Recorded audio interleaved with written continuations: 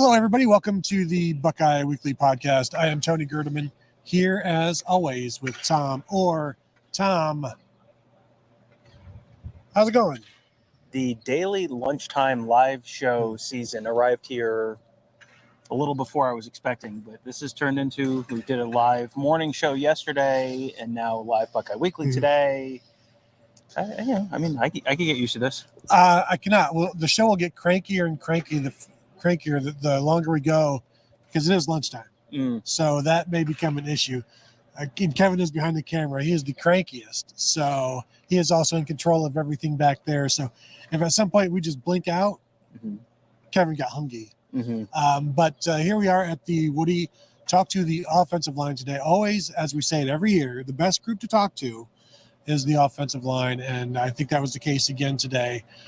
Really good group of guys. Talked to Justin Frye, talked to Josh Fryer, Jimmy Simmons, Enoch Vamayu was the last one out here. Talked to Carson Hinzman, talked to Vic Cutler, talked to Tegra Shabola, talked to Donovan Jackson. I did not see Matt Jones. Did he come out? I don't think I saw Matt Jones. No, I don't know that he really loves doing this.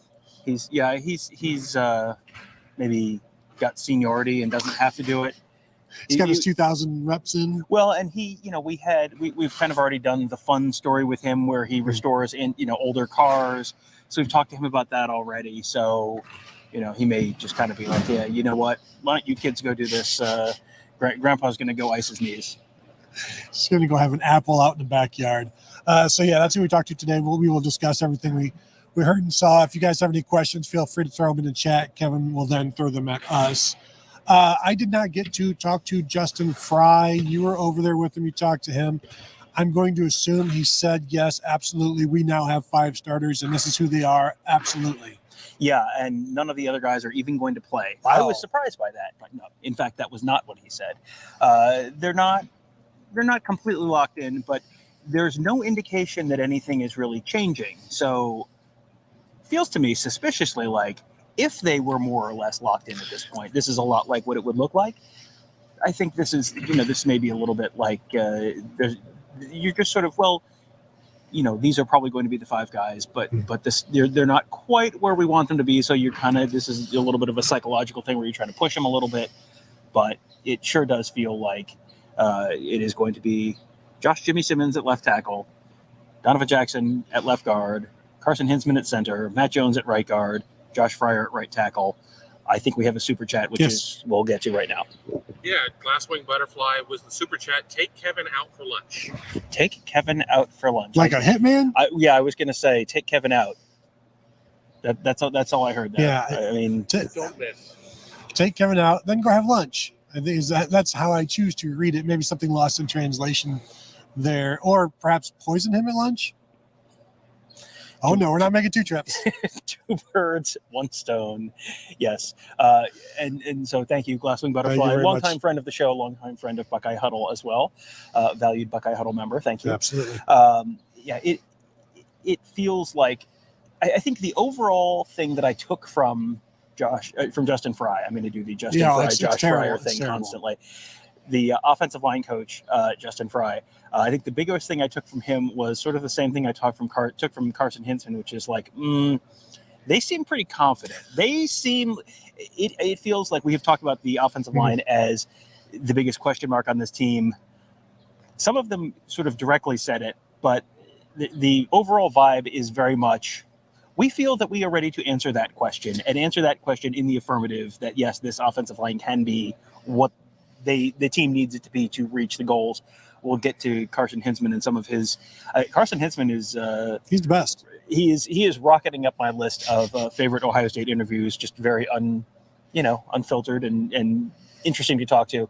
Another super chat From Jordan Kapler, just piggybacking off of Glasswing, take Kevin to Burger King. Oh, take Kevin to Burger King. That's unfortunately the one on Olentangy River Road was torn down a few years ago. Suspicious fire, I believe. So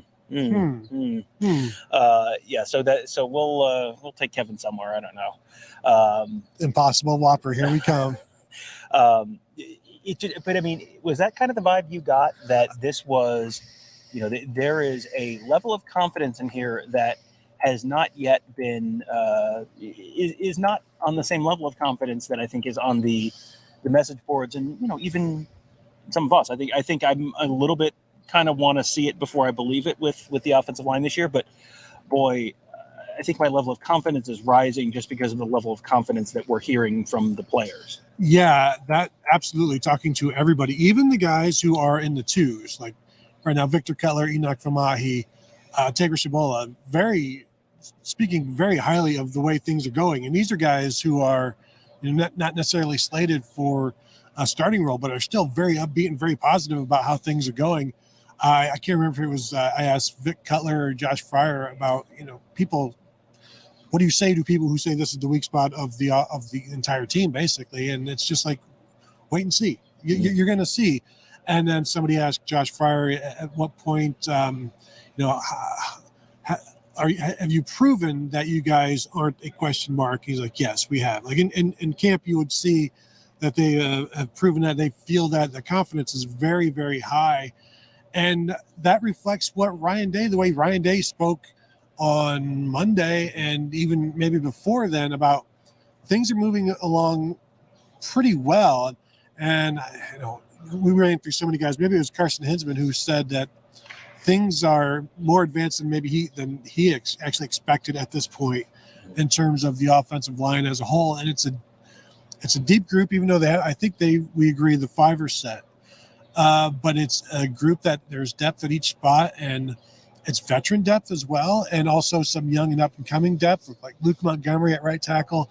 Josh Frye was asked, so, how is Luke Montgomery pushing you? He's like, well, I don't think he's pushing me. I'm helping him along. Like, and not in a dismissive way, but somebody who's very confident in his job right now, Josh Frye, who is completely at home at right tackle. We can talk about him more, but just overall, the confidence coming off of this group, I think, is certainly the biggest takeaway. It's very I don't even want to say optimistic. It's very just confident. Yeah, and I mean, Carson Hinzman, this is not a direct quote, so consider this a paraphrase and not a direct quote. But he was talking about how his expectations for this year's offensive line and where he thinks his team's offensive line is right now. And again, this is not a direct quote, but it was more or less, wouldn't be surprised if we took a run at the Joe Moore Award this year. Joe Moore Award goes to the nation's best offensive line. Another Big Ten East team has won it the last couple of years.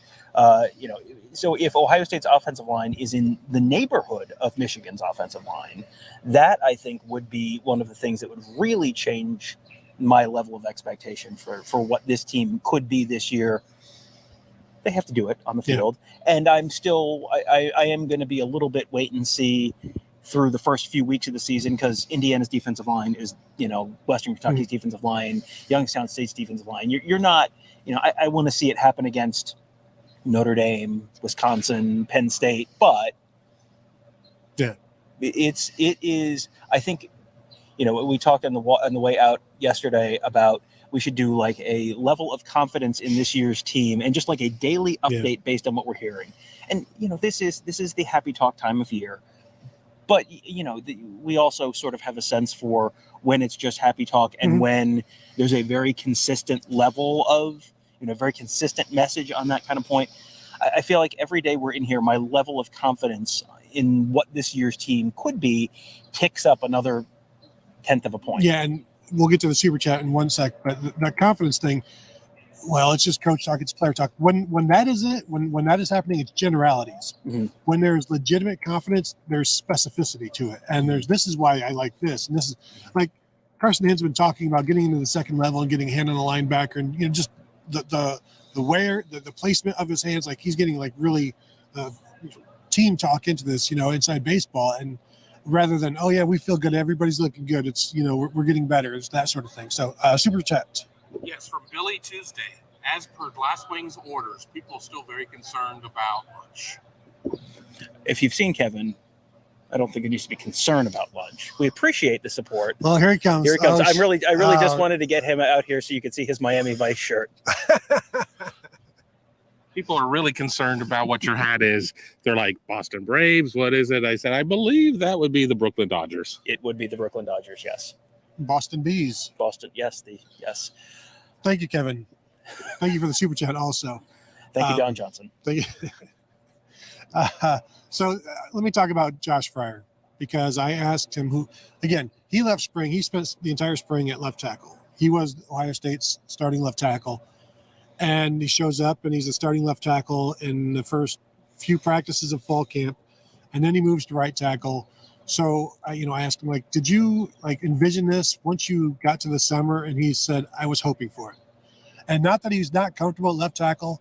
He just, he's a couch surfer of the offensive line, I guess you might say.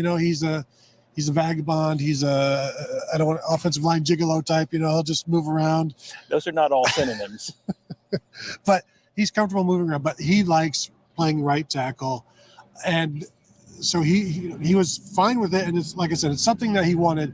So they go into the portal, get Josh Simmons, Jimmy Simmons, and things are really starting to fall into place. But the one thing he did say is, I want to be known as the best pass blocking offensive lineman, offensive tackle in college football this year.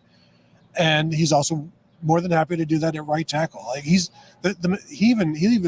looks slimmer than he did a year ago. Just another guy that is super confident, super happy, and happy in a good way. And we can get to happiness in a bit when we start talking about Victor Cutler, but Josh Frye. Yeah, Josh Frye. I thought one thing that was interesting, I kind of was over listening to Josh Frye before Justin Frye came out. And one thing that I thought was really interesting and wrote down was, it sounded like he said it wasn't until 3 to 4 practices into fall practice that he started to really feel comfortable on the left side of the line. And then immediately they moved him to the right side of the line.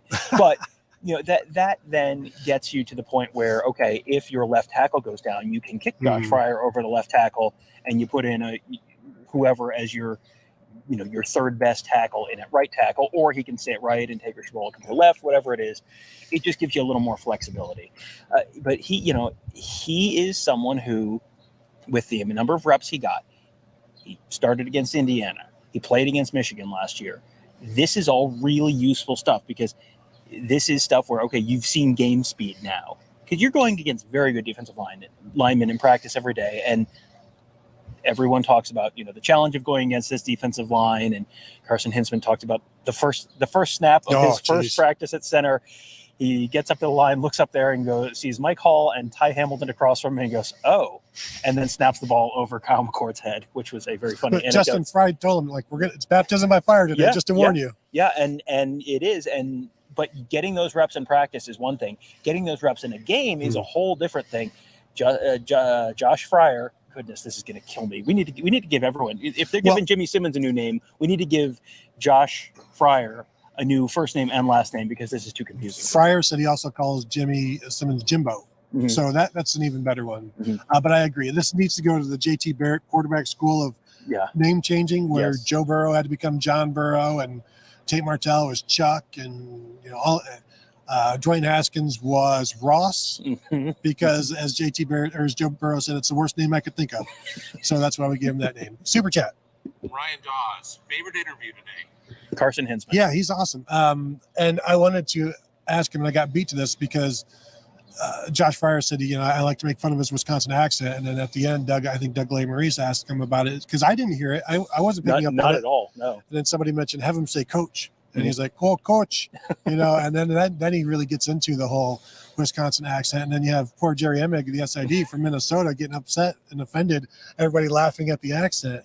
But yeah, he was, and I've been saying this to the first time we talked to him, he really had this sense of Luke Whippler confidence about center, but he's really free, and he's a confident guy, understands his job a lot more than he used to. He said a year ago next week is when he took his first snaps at Ohio State. And back then, you hit practice, he only knows how to go left or right. Basically, it's like a 4-year-old's RC car.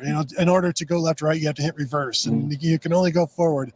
And that was his level of understanding. But now, obviously, graduate level at this point, even as a redshirt freshman. Yeah, well, first of all, just Josh Frye was talking about him, and said he was super smart, gritty, and tough, and then started talking about the regional accent. I'm like, this sounds exactly like the way people talked about Luke Whippler, exactly the way people talked about Luke Whippler. And it's a different regional accent, but it is there. He comes to, there is the long history of the offensive linemen who come to Ohio State, and why is it such a developmental position? Well, I go back to Josh Myers, for example, another Josh in another great Josh in Ohio State offensive line history. Josh Myers, who came out of a team that basically never, it was like a wing T offense or something, and they never threw the ball. So he was a 4-star, high 4-star, low 5-star kind of offensive lineman, and he got to Ohio State, and then it took him like 2 years to get on the field because it was like, what's a pass block? Carson Hinzman had the line of the day today where he said they made state in high school one year. They passed 12 times all year, and the pass blocking technique he was coached by was, quote, run block, just not as far. It was like, if there is a 10 commandments of great Ohio State interview quotes, that's probably on there somewhere.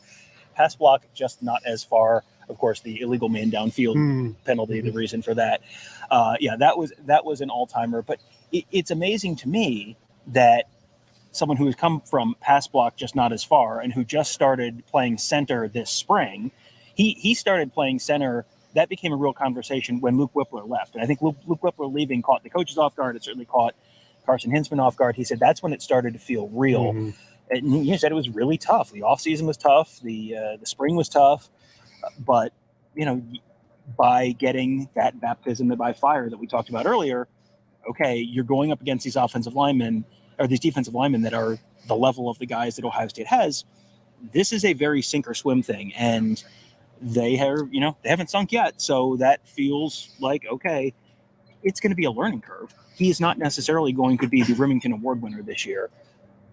But if as a second-year player, he's just a solid Big Ten center, then you're talking Remington Award a year from now. Yeah, if following in the footsteps of Luke Whippler, you become better and better each year. The baptism by fire, you mentioned Josh Meyer. We've told this story before where he came to Ohio State as a tackle until the first practice, and he had to deal with Nick Bosa.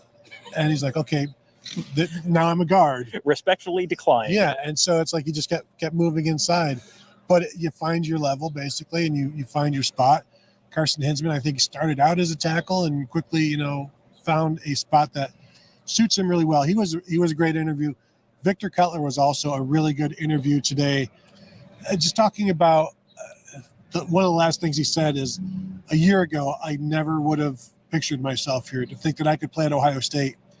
And he was talking about his roommate, by the way, you'd never guess, it's Evan Pryor.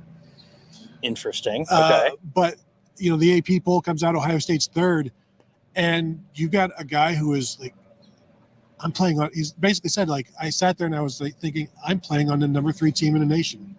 A guy who came from Louisiana Monroe, was living in Louisiana, moved to Louisiana and stayed there originally from the Detroit area, but moved to Louisiana at 11 years old or so. And now he just, the opportunity, and he had a difficult spring, as you might expect, transferring in.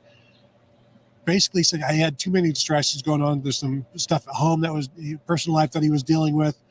And once he put all of that aside, and then he also had he didn't have enough of an idea of everything available to him at Ohio State. He was like, even if I want an extra smoothie, somebody, I can do that. And it's these kinds of considerations that I don't want to say everybody else takes for granted, but everybody else is accustomed to. He's still learning all of the things that you can approach people about and you can get help with. The immense amount of help around here, he didn't realize that until after spring. And that's really once things started taking off. And we talked to Ryan Day a week or so ago, and he said Victor Cutler is pushing for that center spot. And I think it's just because they've seen that the momentum has finally kicked in with him. I don't know if it's going to be enough, but they've got a guy who has experience at tackle, has experience at guard, has experience at center, and is now really feeling himself here. Well, and I'm sure there are people watching going, well, he came from an FBS program. What do you mean he didn't have an idea of and the tier, there's then this whole conversation about splitting, the Power Five from the Group of Five. And this is not it's a high tier Group of Five team like Appalachian State versus a low tier Power Five team like Wake Forest or Syracuse or whatever. This is the top end of the Power Five versus the absolute bottom, one of the poorest programs in the country, Louisiana Monroe. They're like the dregs of the Sun Belt, currently coached by Terry Bowden, because Terry Bowden would take the job and would not ask too much about the money. This is like a whole different world. There are probably multiple high school programs in the state of Texas. There might be multiple programs in the state of Ohio that have better facilities than Louisiana Monroe does. So they go from a good high school facility to Ohio State, and the things that are available to you at Ohio State, and the number of people that are around at Ohio State, and the opportunities in terms of NIL that are. I mean, that is, culturally, as big a jump as going from high school to college. So you probably have that first like, whoa, what kind of experience for the first semester or so. But he's someone who has the advantage of, that might be a high school to college kind of jump, but he has the advantage of having played. This is something we talk about with Josh Simmons too, having played college reps, a little bit of the speed of the game. Obviously the speed of the game in the Sun Belt is not the speed of the game in the Big Ten, but it's a jump up from high school. And you've had a few years in a college weight program. Is it an Ohio State level weight program? No. Is it an Ohio State level nutrition program? No. But it's better than your high school weight program. So he's got the advantage of some of the physical development, and then that has just sort of escalated and sped up since he's been at Ohio State. And I believe he's played against Alabama and Texas, just like Josh Simmons has played against like Utah, I believe, and a couple of other programs. And all of these things that are available. Carson Hinzman talking about Joe Philbin and the instruction, just and I was waiting to hear like all of the different ways that he helps him. And then he mentioned Joe Philbin told me to go home and watch some video of Muhammad Ali. Go watch YouTube Muhammad Ali and learn how to punch and move your feet. And that's the legal coaching ability of an analyst, off-field analyst. Like, I can't tell you what to do, but why don't you go watch Muhammad Ali? Well, but having access to a Joe Philbin, who's former NFL head coach, who's just kind of like hangs out in the building and just is like Yoda, and just you go to him and he, his syntax is a little out of whack, but the message is clear. Just the guy who hangs out at the coffee shop when you know every morning and you just hang out and you learn from him. That's him. Yeah. Justin Frye talked a little bit about. I asked him about, the best five, because the best five is an idea we hear a lot about. With, what are you looking for? Who, how are you going to decide who your five, who your starters are? It's like, well, it's the best five, and then we find positions for them. And I asked him a little bit about what is the best five? Is that like five guys who have the highest ceilings? Because Josh Fryer talked about Josh Simmons and just the athleticism he has at left tackle, and watching him, there was a play where he just got out and just like whacked the linebacker at their second level, which is kind of like a whoa kind of moment. So is this you're looking for the most athletic? Is it you're looking for the guy who on average is the best? Because how often do we hear Ryan Day talk about consistency with the quarterback position? Are you looking for just the consistency? And he said, honestly, it's kind of a mixture of both. And it's not like they just have a number on one guy and a number on the other guy, and whichever number is bigger, they're going to take it. It's a little bit of a feel thing, and they have to take into account who they're going against and all that kind of stuff. But, the athleticism piece, the consistency piece, that's all stuff that is just going to continue to develop for a lot of these guys as they go through summer and now fall camp and kind of work their way and get more reps. Yeah, I'm not sure if you said Justin Frye or Josh Fryer in terms of talking about the athleticism of Jimbo Simmons. Was it? That was Josh Fryer talking about. Because I was there for that as well. So yes, I wasn't sure if they were both doing it, but I think the first day of practice is when it really stood out for Mr. Fryer, the offensive lineman. Where someone's going to have to be Ross. I'm sorry, I don't know who it is, but someone's going to have to be Ross. Probably the coach, just because it doesn't sound like Josh Fryer. As he said, I am the original Josh. So it doesn't sound like he's changing his name. He's like the OJ, but not OJ. Not that OJ. But he's not going to change his name for anybody. So I just have to keep him Josh. And, of course, you got Joshua Padilla, the freshman center as well. Kevin, do we have any questions in the queue? Or? We have a lot of them. Oh. All right. Oh. One that's a little off topic. Mark Fetters, I have a non-football question. My son starts at Ohio State Friday. Any advice? Mark Fetters, his son starts at Ohio State on Friday. Any advice? Start saving 15 years ago. As a parent, that's my advice to you. Keep the Buck ID full. Yeah. Do they still have the Buck ID? I assume they must. Yeah, just check in. Mm-hmm. Not too much. Don't drop in. Yeah. check in with a text. Don't drop it. Yeah. If you went to Ohio State, you probably have favorite places to tell him about. They were all torn down. They have all been torn down. Consider which portions of your college experience you want to share about. You know, make sure he's careful. Make sure he's going to class. All of these things are good things. Drop in at class. Get the schedule and just pop in. Like the football team, like they have the class monitors who pop in. Yeah, or knock on the window outside. The advice of Tony Gerdeman does not constitute the advice of the Buckeye Weekly Podcast. Make sure you get a picture about how proud you are.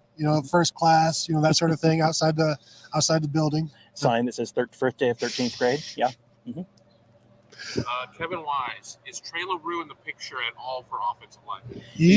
Trey LaRue in the picture on the offensive line. He's in the picture. It's the third team picture though. Sometimes you'll see him mix in with the twos, but really, and this could be from snap to snap. Last week I saw him at left guard, sometimes at left tackle with a 3. So right now it's no. Well, he's also someone that you'll see.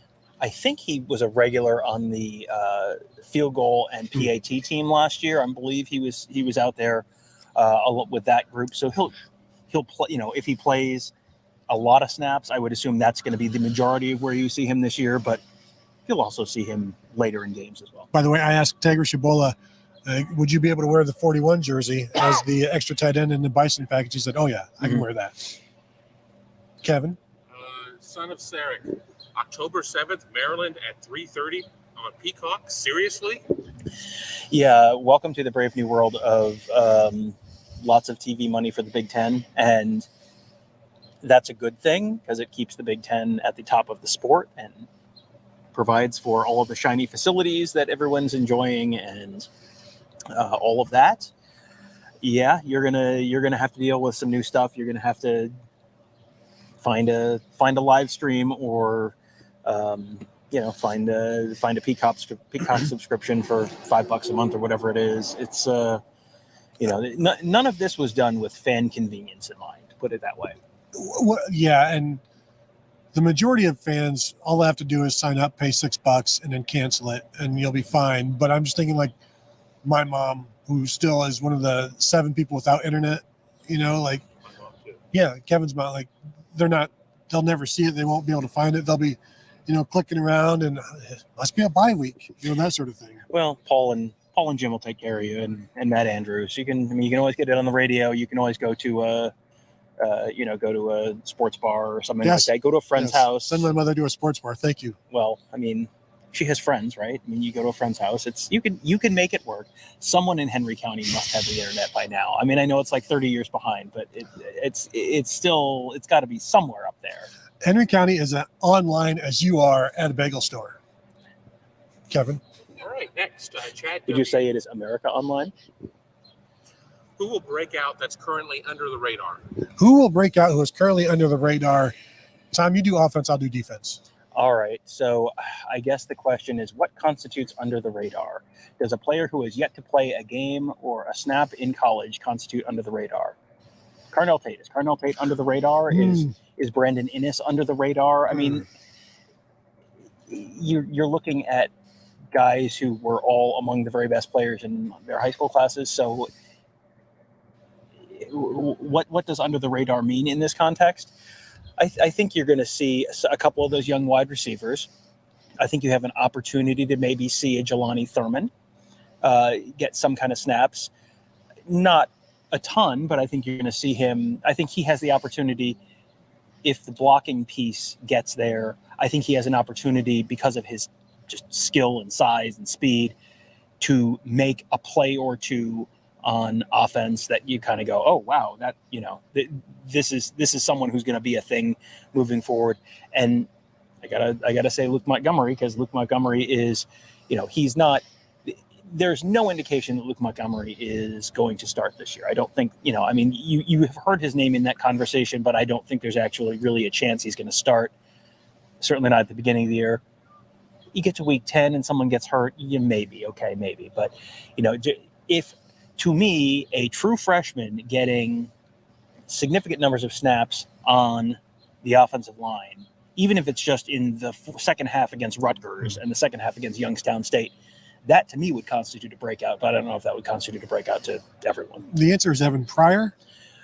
So maybe. I mean, I think you're going to see him. I think you're going to see. I mean, there was some optimistic talk from Ryan Day about him earlier in the week.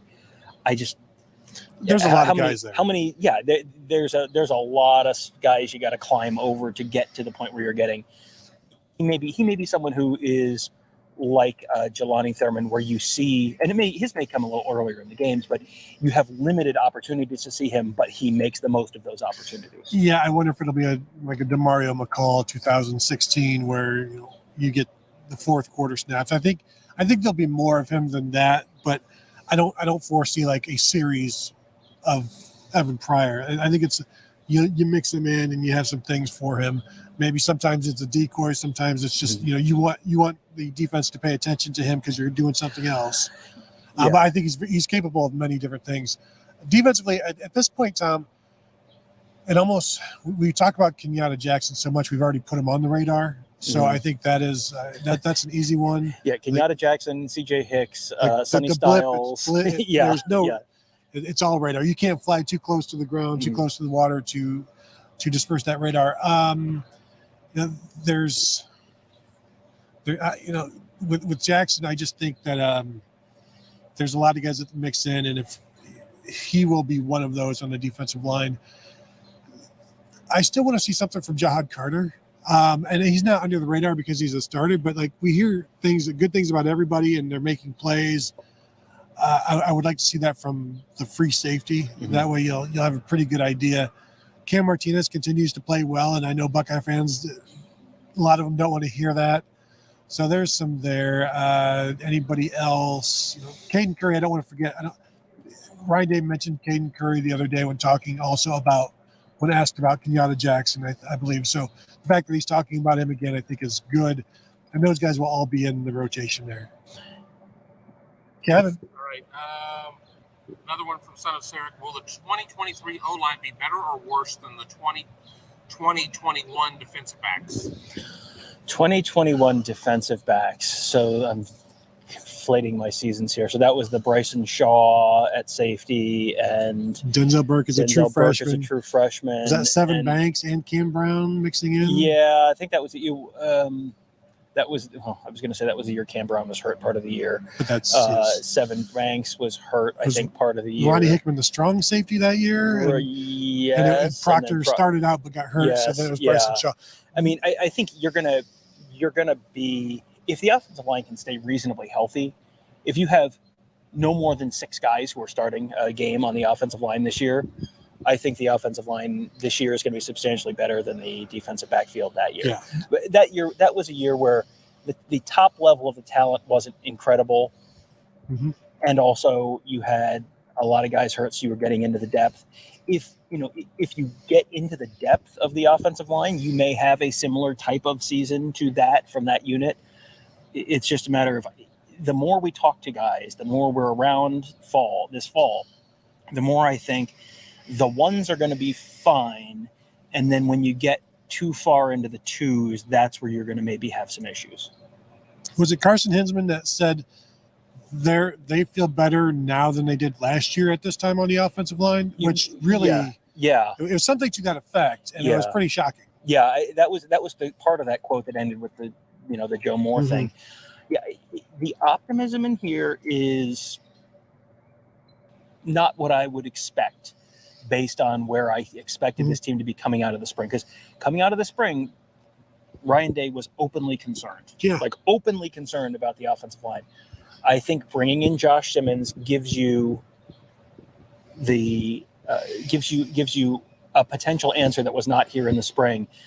And then that potentially now kicks Josh Frye over to right tackle, which then means you're potentially better in 2 spots on the offensive line. And Carson Hinzman, to go from where he was in the spring to where he is now, that's another big step forward. You still have Jones. You still have Donovan Jackson. I think that this is an offensive line where the ceiling has raised quite a bit for me. Or maybe not even the ceiling has raised. The floor has raised much in terms of what I think this offensive line might be this fall, that that's that really raises the ceiling for what the team on the whole could be. And I may be completely wrong about this, but I still feel really good about Carson Hinzman, and he'll be better in November than he is in September. And this is just from talking to him in the spring, and now just his level of confidence and understanding and excitement about what he's about to do. There's no fear in it. There's no fear in any of these guys. So I think that's key as well. Kevin. Yeah, from Peaceland. Guys, I always forget to ask, but now that I have you live, not related to today's interviews, will the 24 and 25 schedules change with the addition of Oregon and Washington? Yes. The question is, will the 24 and 25 schedules for Ohio State change with the additions of Oregon and Washington? And the answer is, we can't definitively say that it will change, but it will almost certainly change. I think we've talked about this before, and sort of the consensus we reached was you're not going to see them scrap it all and start from square one, but you're going to see some changes to what it was, what it currently is listed as to what it will be later. I'm not expecting Ohio State to have to make 2 West Coast trips in a season, but I think, is it year one, 2024, they go to UCLA. Mm-hmm. It would not shock me if you saw a home game against Oregon or a home game against Washington added. And then 2025, which is the second year where they have USC coming to Columbus, it would not shock me if you saw an at Oregon or an at Washington added to that schedule. But, they have to figure out how much, I don't know that they know yet for sure. We're going to make sure that the West Coast teams don't ever have to do back-to-back trips east or something like that. So then you got to figure out how much is that going to require them to shuffle the schedule. And are they just waiting for the next 2 teams to join before they, what? I'm not messing with the schedule until everything is settled, until we find out what Florida State is doing. Notre Dame and the Cleveland Browns. We have done, this will be going back to 2020 and the first schedule release, and then the redone schedule release, and then they redid the schedules in 21 or 2 to make up for some of the games that were lost. And then we had, now they've did the 2024 and 5 schedule release, and then that is going to change again. Now, we should have like a whole subsection on the YouTube channel of just schedule release shows, because we get to do one every 6 months for some reason. Well, now. The NFL does it that way. They release to your opponents, and then like a month later, they release the dates, the actual schedule. It's very it's good business, basically. We need to do the San Diego Chargers thing where they do the anime schedule release. Yeah, that's good. Or more our level of production would be the Titans, where you just send an intern to downtown Nashville with a lav mic and say, you just put the logo up and someone goes, yes, cows, and then it's the Houston Texans or whatever. Kevin? Last one in the queue from Wingman Ted. Do you think the biggest change in this year's O-line will be in the run blocking or pass blocking? Without a real drastic change in either. Will the biggest change on the offensive line be in the run blocking or pass blocking, or no change either way?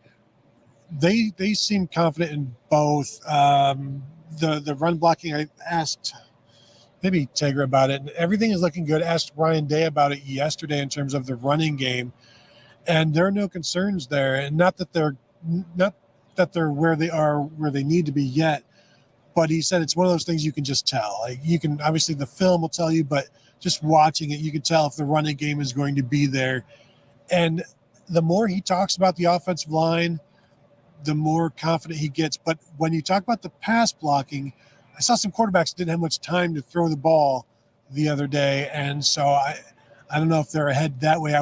You kind of expect them to be ahead more that way than necessarily the pass blocking, when you're dealing with the pass blockers that you are, and you're also getting guys accustomed to new positions. Yeah, and you're going up against defensive linemen in practice that are not the caliber of defensive linemen you're going to face at any point until